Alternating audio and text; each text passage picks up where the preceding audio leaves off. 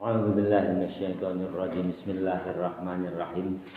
Ila hadratin nabiyil mustafa habibina wa syafi'ina sayyidina Muhammad sallallahu alaihi wasallam wa ala alihi wa ashabihi wa auladihi wa dzurriyyatihi wa thumma ila hadrati masayihina abaina wa ummahatina wa jaddatina wa jaddatina wa thumma khususan ila hadrati Syekh Ibnu Hajar Al-Asqalani wa thumma ila hadrati Syekh Imam Nawawi Al-Bantani wa thumma bi barakati Ummul Quran muwaqqif hadzal kitab syai'ulillahi lahum al-Fatihah. A'udzu billahi minasy syaithanir rajim. Bismillahirrahmanirrahim. Alhamdulillahi rabbil alamin. Ar-Rahmanir Rahim. Maliki yaumiddin. Iyyaka na'budu wa iyyaka nasta'in. Ihdinas siratal mustaqim. Siratal ladzina an'amta 'alaihim ghairil maghdubi 'alaihim waladdallin. Bismillahirrahmanirrahim. Halaman 15. Babu nawaqizul wudu'i. Ini bab menerangkan rusaknya wudu. Babu nawaqizul wudu, bab yang beberapa babnya ini bab yang menerangkan rusaknya wudu. An Anas ibnu Malik. An Anas ibnu Malik, dari Anas bin Malik qala, berkata Anas bin Malik, kana ada ashabu Rasulillah, sahabatnya Rasulullah sallallahu alaihi wasallam, ahdihi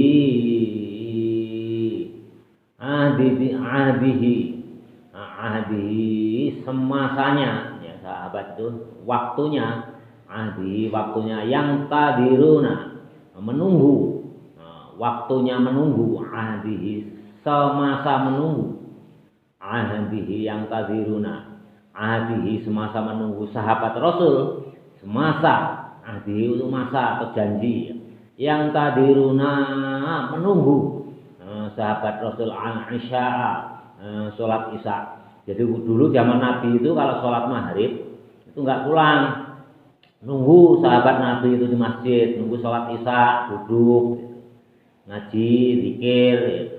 Jadi nggak pulang karena rumahnya berjauhan ya dengan masjid itu. Hatta tahfiqo sehingga condong, ya duduk ngantuk barangkali ya, itu badannya itu condong. Ru'usuhum, kepala mereka, jadi duduk-duduk habis maghrib tidak pulang menunggu sholat Isya sampai badannya atau kepalanya itu condong. Hatta tahfiqu sehingga condong, ru'usuhum sahabatnya Rasul. Jadi sahabat nunggu sampai ya ngantuk-ngantuk lah gitu, karena lama juga ya, waktu 1 jam sampai kepalanya itu condong karena ngantuknya ya barangkali. Tsumma yusalluna, kemudian sholat, walaya tawadduuna, dan mereka tidak pada wudu. Jadi kalau duduk, kalian duduk-duduk ya, bukan bersandar, apalagi tiduran ya.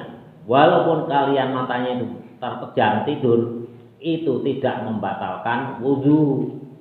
Ini ada contohnya. Jadi zaman Nabi, sahabat Nabi itu kalau nunggu sholat Isya habis maghrib itu sampai duduknya itu ngantuk, kepalanya condong. Begitu sholat bersama Nabi, mereka wala yatawadduuna, dan mereka tidak pada melakukan wudu. Akhrajahu Abu Dawud, mengeluarkan ini hadis Abu Dawud, Imam Abu Dawud, wa sahhahahu Daruqutni, dan menyahihkan Imam Daruqutni, wa asluhu, dan aslinya fi Muslimin, Imam Muslim. Jadi hadis ini aslinya itu Imam Muslim. Jadi kalau kalian duduk ketiduran, tidak bersandar, apalagi tiduran ya, punggungnya itu nempel di lantai, itu tidak membatalkan wudu. Wa an Aisyah, dan dari Aisyah radhiyallahu anha, radhiya semoga meridhai Allah anha pada Siti Aisyah, Qalat berkata Siti Aisyah, Ja'at Fatimatu. Ja'at Fatimatu bintu Abi Hubais. Datang Fatimah yang menjadi anak perempuannya Abi Hubais ilan nabi kepada Nabi Muhammad sallallahu alaihi wasallam. Ilan nabi ya kepada Nabi Muhammad sallallahu alaihi wasallam. Faqalat maka bertanya. Jadi datang kepada Nabi ya, Fatimah bin Hubais itu bertanya. Faqalat maka bertanya Fatimah bin Hubais kepada Nabi, ya Rasulullah, wahai Rasulullah, inni imra'atun, sesungguhnya aku adalah seorang perempuan ustahadu yang mengalami haid, yang mengalami istihadah. Jadi darah istihadah. Orang perempuan itu biasanya haid kan umumnya 2 minggu ya paling lama. Nah ini lama sekali. Itu namanya penyakit istihadah. Fala adhuru maka saya tidak suci. Afa'ada'us sholata, apakah saya diperbolehkan sholat? Jadi kalau haid umumnya orang perempuan itu hanya 2 minggu paling lama. Kalau setelah itu biasanya itu darah penyakit walaupun masih keluar darah. Tanya, datang pada Rasul, Fatimah bin Hubais itu. Kan saya tidak suci, masih keluar darah. Apakah saya boleh sholat? Qala menjawab Nabi, tidak boleh. Apakah saya boleh meninggalkan sholat? Afa'adamus sholata, apakah saya boleh meninggalkan sholat? Qala menjawab Nabi, tidak. Jadi itu sudah termasuk darah penyakit istihadah. Jadi kalau nanti kalian sudah gede, ada istrimu itu 2 minggu haidnya, masuk minggu ketiga kok masih haid, itu berarti darah istihadah atau darah penyakit. Itu pernah terjadi zaman Nabi itu. Apakah saya boleh meninggalkan sholat? Kata Nabi, dijawab, tidak boleh. Innama dzalika maka sesungguhnya darah istihadah irqun, itu darah darah yang keluar dari otot. Biasanya itu keluarnya itu dari otot, bukan karena darah haid. Ototnya luka ya, karena mungkin ya alami ya, enggak setiap orang, jarang, sehingga darah itu keluar dari otot, sehingga itu disebutnya darah istihadah atau darah penyakit. Irqun darah yang keluar dari otot. Walaisa bihaidin, dan itu bukan darah haid. Jadi kalau lebih dari 2 minggu, ya, standarnya itu 2 minggu. 2 minggu masih keluar darah, itu sudah termasuk darah penyakit. Apakah boleh ya Rasul saya meninggalkan sholat? Oh enggak boleh, kamu harus sholat. Fa'idha aqbalat, maka tatkala datang haidatuki, haidmu, haidatuki, darah istihadahmu, haidatuki darah istihadahmu, fada'is sholata, maka datangilah sholat. Jadi lebih dari 2 minggu wajib sholat, itu perempuan. Jadi wajib wudu, walaupun keluar darah wudunya juga sah, sholatnya sah. Mana dasarnya? Ini hadis. Wa idza azbarat, wa idza azbarat, dan ketika selesai fahsili maka mandilah, angkit dama dari darah, tsumma sholli kemudian sholatlah. Faiza akbalat, maka tatkala datang haidatuki, ini haidatuki itu haidmu, fata'iyya sholata, maka tinggalkanlah sholat. Wa idza akbarat, dan tatkala selesai haidmu, fa'aghsili, maka mandilah. Ini mandi junub di sini ya.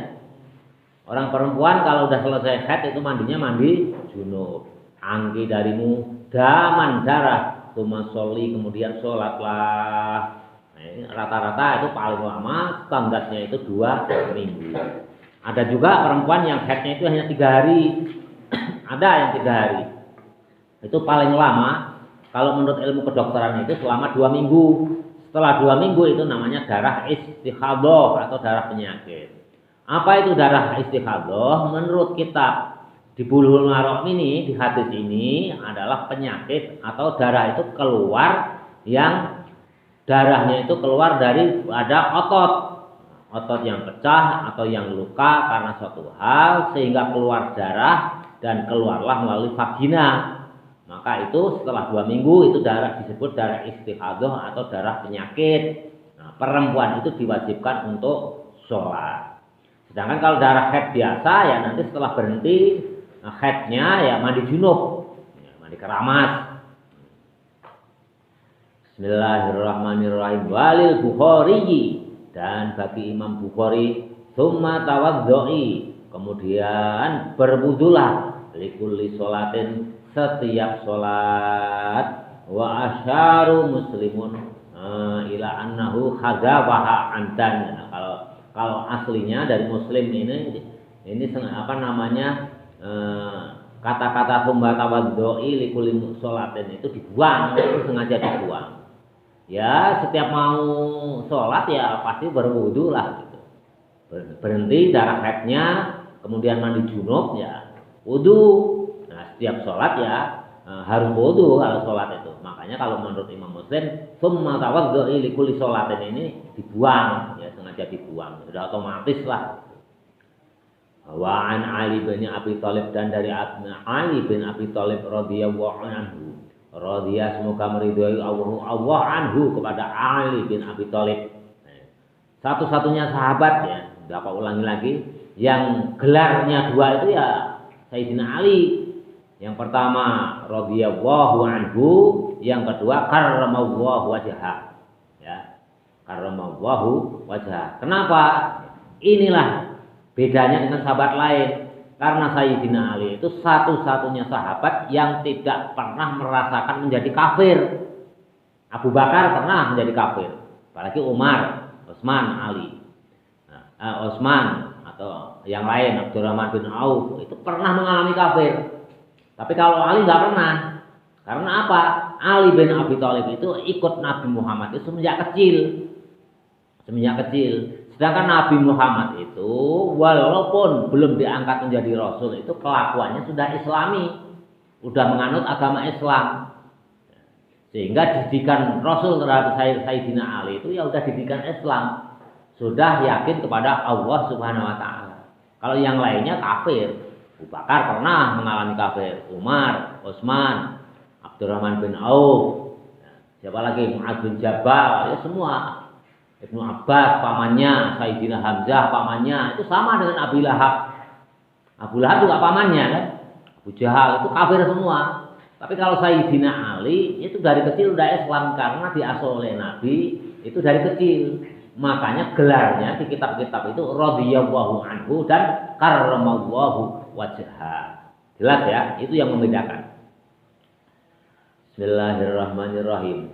Wa an Ali bin Abi Thalib, dan dari Ali bin Abi Thalib radhiyallahu anhu, qala, berkata Ali bin Abi Thalib, kuntu, ada saya, adalah saya, rajulan, seorang laki-laki, mazzaan, yang banyak keluar air madhi. Kalian tahu nggak air madhi?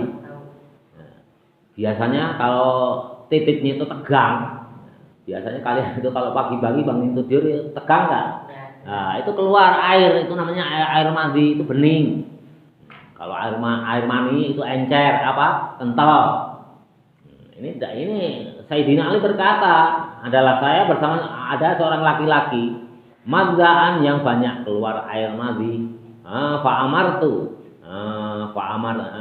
Kuntu, adalah saya, rajulan, dengan seorang laki-laki, mazzaan, yang banyak keluar air mani. Jadi Sayyidina Ali ini banyak keluar air madhi. Yang keluar itu Sayyidina Ali yang banyak keluar air madhi. Kuntu rajulan mazzaan, adalah saya dengan seorang laki-laki mazzaan yang banyak keluar air madhi. Itu ya sebetulnya yang keluar itu Sayyidina Ali. Fa'amartu, maka saya menyuruh. Sayyidina Ali merasa banyak keluar air madhi, makanya menyuruh ke rojulan tadi. Siapa namanya? Al-Mikdata, namanya Mikdat. Ayas Allah agar bertanya Rasulullah kepada Rasulullah. Jadi kalau Sayyidina Ali mau bertanya langsung ya malu ya. Karena apa? Menantunya. Wah, Sayyidina Ali itu merasa banyak keluar air mandi, mau tanya langsung ke Nabi ya malu lah. Mau menantunya. Nyuruh siapa? Nyuruh Mikdad. Supaya apa? Bertanya kepada Rasul. Fasa'alahu maka bertanyalah Mikdad. Fakola ya. Lantas apa namanya? Mikdad ini bertanya kepada Rasul. Fakola maka kemudian berkata fihil wudu'a fihi seandainya dalam keadaan banyak keluar air mani al wudu'u cukup wudu muttafaqun alaih. Jadi kalau kalian keluar air mani itu enggak usah mandi junub. Nah, jadi hanya cukup wudu aja kalau mau sholat. Ya hanya najis nanti dibasuh. Nah, titiknya dibasuh ya ganti apa namanya? Celana aja. Nah, karena udah kena air mani. Air mandi itu hukumnya najis, ulama itu sepakat. Cukup wudu aja kayak air pipis itu sama. Muttafaqun alaih. Jadi hadis ini kuat. Jadi di hadis ini ya lucu ya, Sayyidina Ali mau tanya ke Nabi, orang menantunya. Nah, ya, nyuruh Mikdad coba kamu tanya ke Nabi. Kalau aku keluar air mandi itu hukumnya gimana? Ya cukup wudu. Ya, mau tanya langsung ya malu. Jadi seolah-olah pertanyaan ini atas nama Mikdad. Padahal yang pertama bertanya siapa? Sayyidina Ali. Jadi kunonya kuno, orang apa namanya? Orang yang berilmu tinggi itu biasanya apa namanya? Hawa nafsunya itu tinggi, syahwatnya itu tinggi. Termasuk di sini.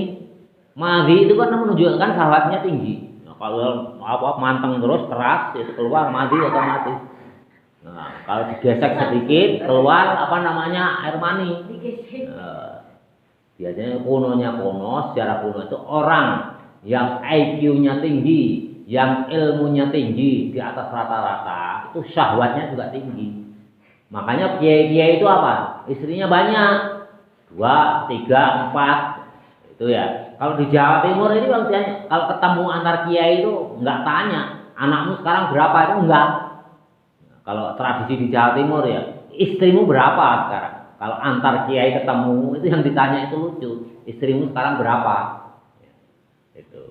Itu budaya ya, namanya budaya. Jadi jelas ya, kalau kalian sering banyak keluar air mandi berarti IQ-mu itu di atas rata-rata. Itu ciri khasnya.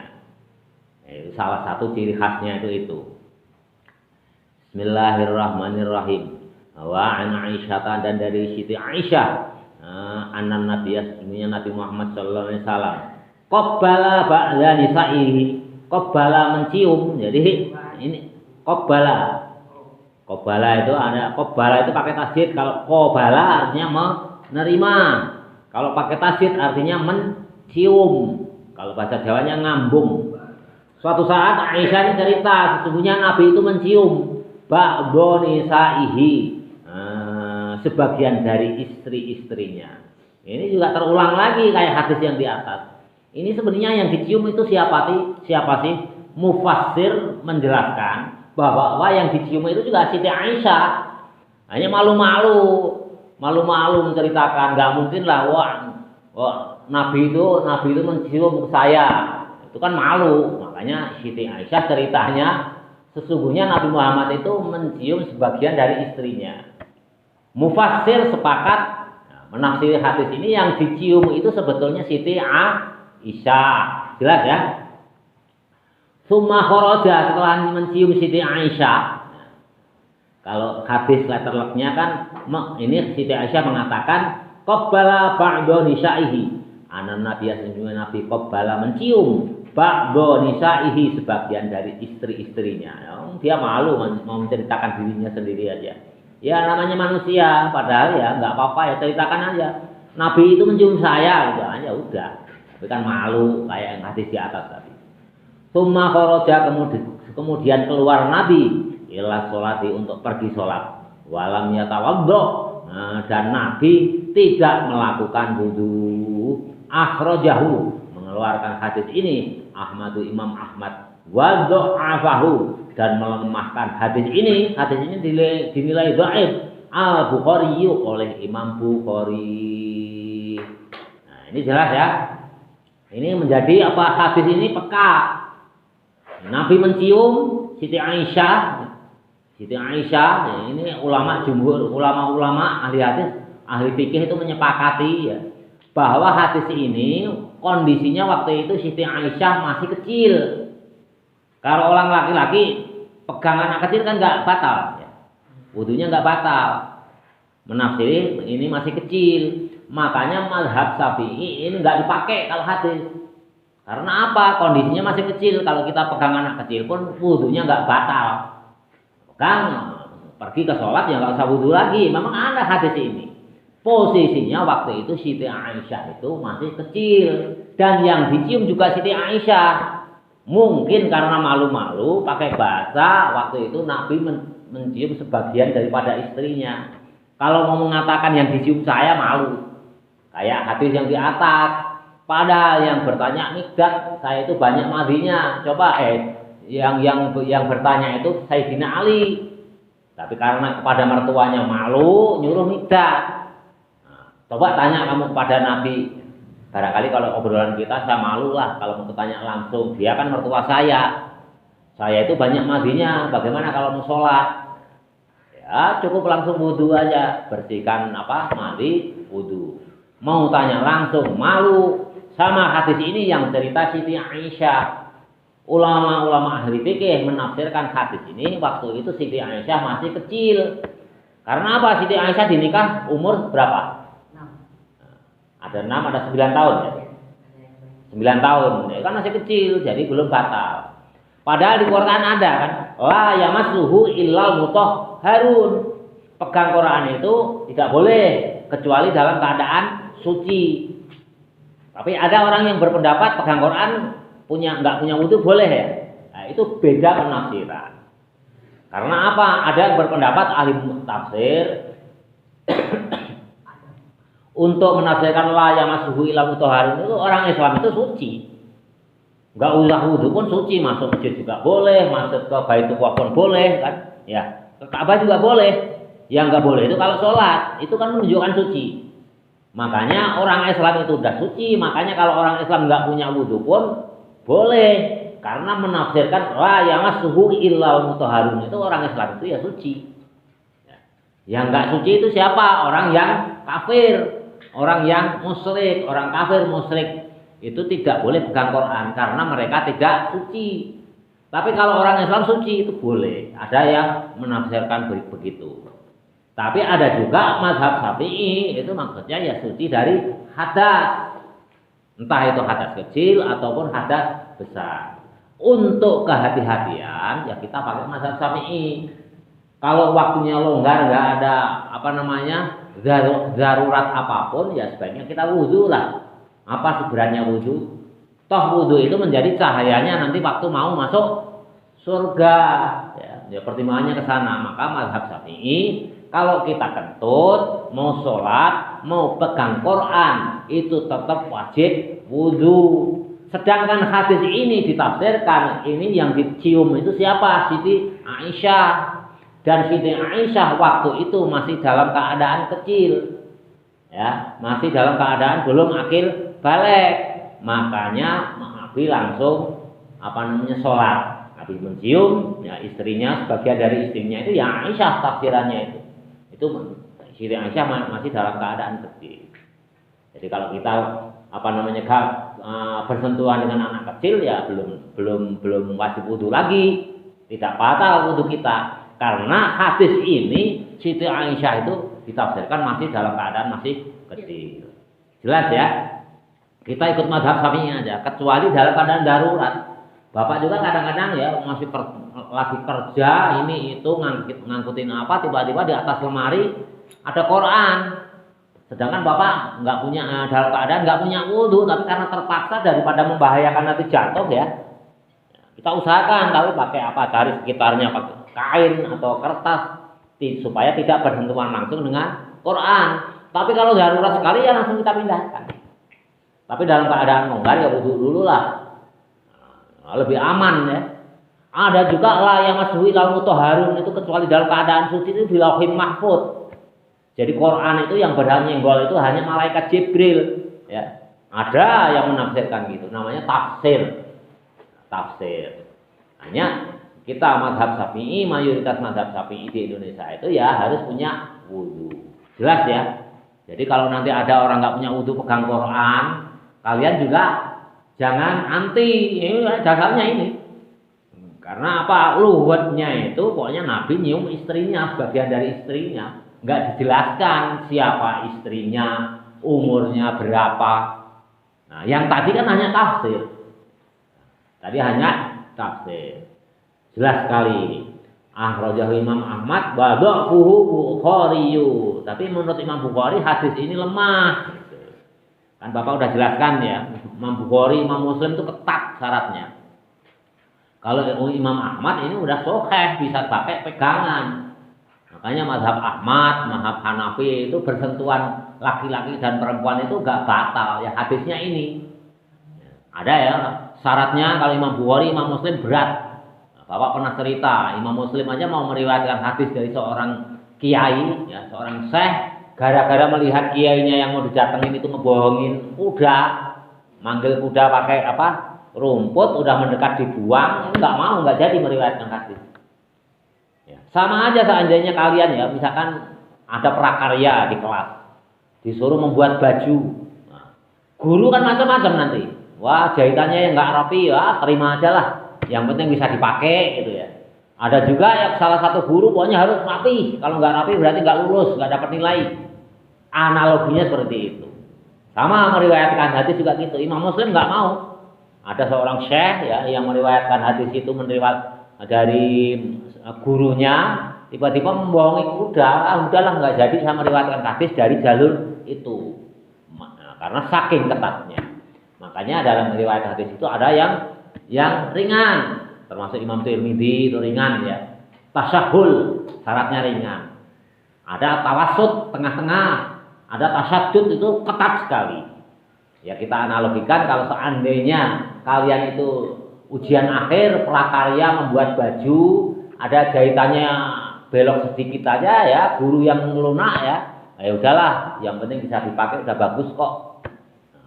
Ada yang tengah-tengah lagi naik, wah pokoknya ini harus lurus, nggak apa-apalah kalau masang kancingnya agak miring, tapi jahitannya nggak lurus kan kelihatan nanti. Ya. Ada yang gitu. Yang lebih ketat lagi supaya hasilnya sempurna, pokoknya segala harus sempurna, jahitannya lurus, masang kancingnya juga harus lurus. Ya, jelas ya. Itulah perawi hadis. Kalau yang sempurna sekali ya ketat, Imam Bukhari, Muslim ketat. Jelas. Makanya berbeda pendapat. Kalau yang menceng sedikit jahitannya udahlah dimaafkan aja udah lurus gitu. Jahitannya harus lurus. Bolehlah yang menceng itu misalkan kancing bajunya. Nah, ini yang tawasud. Karena apa? Kancing baju kan tertutup nanti nggak kelihatan. Lurus. Nah, kalau yang ketat pokoknya dua-duanya harus bagus. Jahitannya harus bagus, nggak boleh menceng tuh. Masang kancingnya harus. Itulah perawi hadis juga sama. Jelas.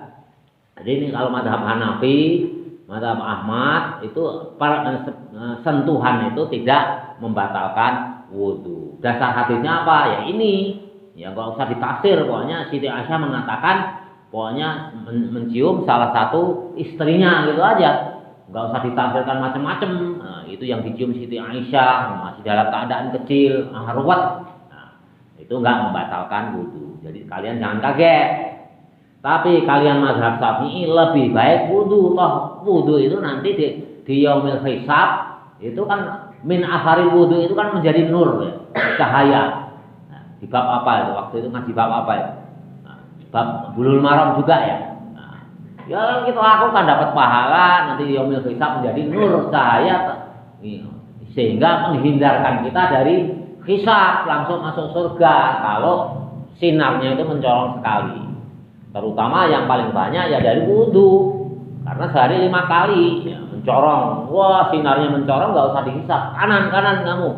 Langsung masuk surga. Itulah kelebihan Imam Syafi'i. setiap fatwanya, kegiatannya itu selalu dikaitkan dengan pahala. Wudhu itu jelas kok di hadis lain, al-wudhu nurun. Wudhu itu cahaya, nanti mau bersinar di yaumul hisab. Bismillahirrahmanirrahim. Wa an Abi Hurairah, dan dari Abi Hurairah radhiyallahu semoga meridhai Allah anhu kepada Abi Hurairah. Qala berkata Abi Hurairah, qala Rasulullah sallallahu alaihi wasallam, bersabda Rasulullah sallallahu alaihi wasallam, idza wajada ahadukum, ketika menemukan salah satu dari kamu sekalian, fi batnihi dalam perut ahadukum tadi syai'an sesuatu, fa'askala maka jadi di kalian itu perutnya itu kok ada gangguan, menemukan sesuatu dalam perut, fa'askala yang membuat sulit, yang membuat eskal. Perut saya kok apa ya, bahasa Jawanya itu bededek. Bededek itu apa bahasanya? Pokoknya perut itu enggak enak gitu. Kentut juga enggak, mau kentut juga susah ya. Mau juga enggak, itu apa bahasa Sundanya?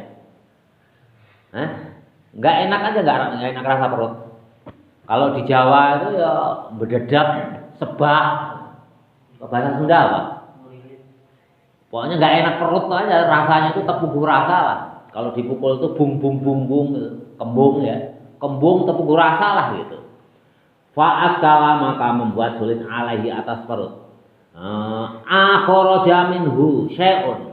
Akharaja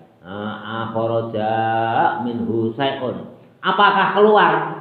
Perutnya itu eskal ya, membuat sulit, enggak puguh rasa. Akharaja minhu syai'un, apakah keluar minhu dari perut syai'un sesuatu? Amla atau tidak? Amla atau tidak? Fala yakhrujanna. Jadi ditanya oleh Nabi itu, perutmu itu keluar sesuatu enggak dari perutmu? Keluar atau tidak? Fala yakhrujanna, maka janganlah salah satu dari kalian itu keluar minal masjid, dari masjid. Dilarang. Nabi tanya, keluar sesuatu enggak dari perutmu, kentut atau tit atau rasa bau? Ditanya oleh Rasul itu.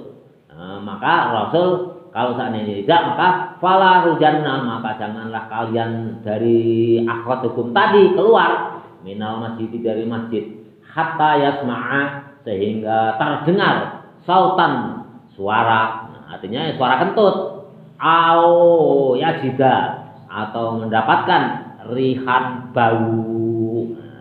Jadi tetap kalau seandainya kalian belum merasa kentut atau tercium bau, kalian tetap wajib harus sholat, nggak usah keluar dari masjid untuk wudhu lagi. Hadis ini menjadi pegangan para ulama. Jadi kalau kalian ragu-ragu, ya, saya tadi udah wudhu belum ya? Tapi waktu itu kalau kalian udah wudhu, udah batal atau belum pertanyaannya? Kayaknya belum deh. Karena tadi sudah wudhu, yakinilah kalian itu tetap belum batal. Sampai kalian punya keyakinan mendengar suara kentut atau tercium bau kentut. Selama dua hal ini, ya, suara kentut atau tercium bau kentut belum terdengar, kalian ragu-ragu, yakinilah kalian itu belum kentut. Kalau mau sholat, ya sholat aja. Jadi ragu-ragu, kalau kalian ragu-ragu, itu keraguan-raguan itu tinggalkan. Hakikatnya ragu-ragu itu adalah penyakit hati, was-was. Makanya mazhab Syafi'i sebelum kalian sholat itu ya disunatkan untuk membaca surat An-Nas untuk menghindari penyakit was-was. Ya, makanya kalau bapak sebelum sholat itu membaca, imam-imam ya itu pada umumnya membaca surat An-Nas. Qul a'udzu birabbin nas, itu sebelum melakukan sholat, sebelum niat itu baca surat An-Nas. Supaya apa? Kita terhindar daripada ragu-ragu. Sebelum Allahu Akbar, jangan-jangan kalian ragu-ragu. Makanya ada kan orang yang ragu-ragu. Allah itu susah belum, itu penyakit.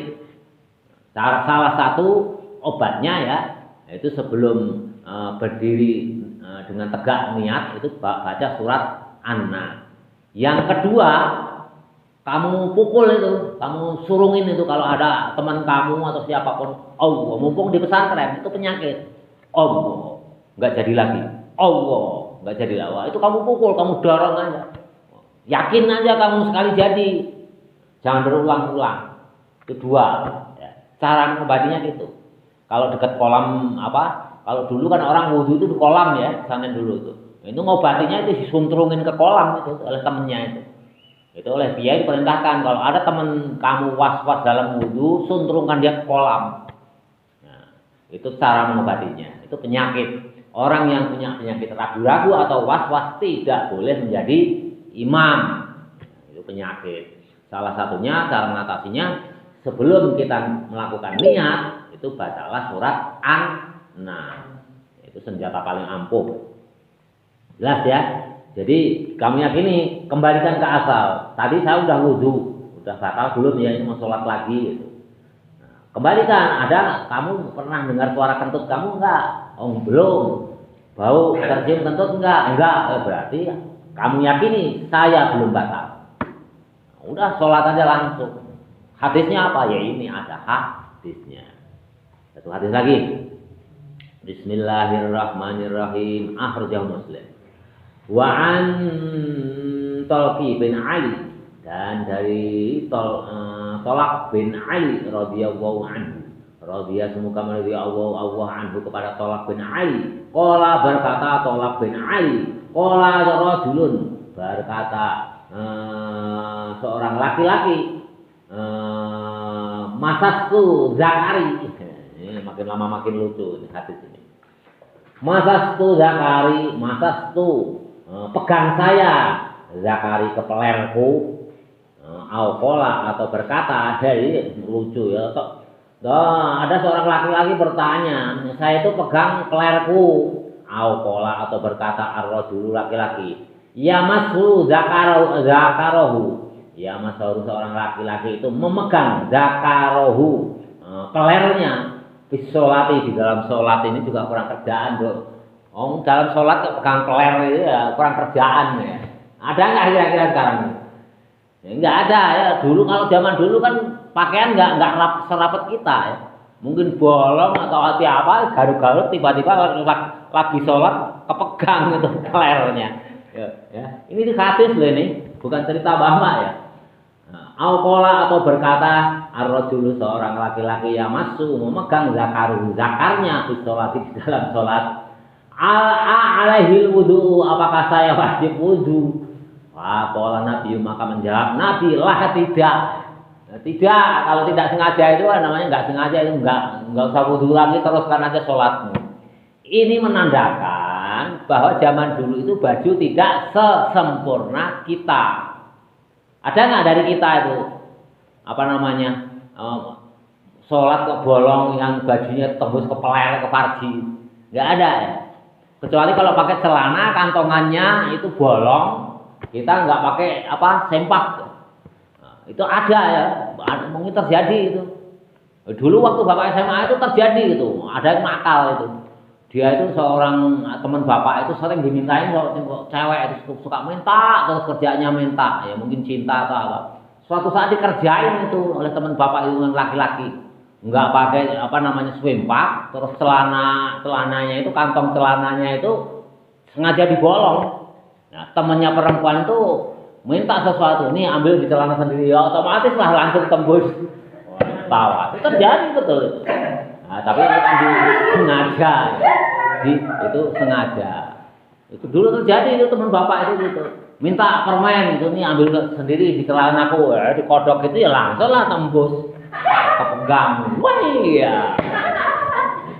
Ya namanya macam-macam. Tapi kalau sengaja itu enggak lah kayaknya ya. Lagi sholat ya kita udah lebih sempurna pakaiannya. Tapi zaman Nabi terjadi. Wong ada sahabat Nabi aja meninggal. Meninggal itu apa? Syaratnya harus dikafani oleh minimal 2 lapis. Tapi zaman Nabi enggak.